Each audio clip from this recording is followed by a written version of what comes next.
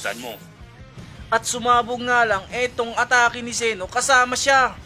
At talagang nasayang at walang nangyari sa ginawang atake ni Zeno. Hindi nga umubra dito kay Don Prix ang mga ganon.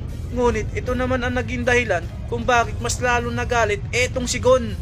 Grabe naman talaga etong lakas ni Don Prix. Ngunit walang duda dahil siya nga naman ang hari ng Dark Continent. Makikita natin na nalaglag nga itong si Zeno mula sa kamao ng kapangyarihan ni Don Prix. Matindi ang pinsala ni Zeno sa nangyari at sunog na nga ang buong katawan pa nito. Natulala na nga lang talaga dito si Kite dahil nga iniisa-isa na sila tapusin ni Don Prix. Sa pagkakataong ito ay naisip niya na rin lumaban ng buong lakas.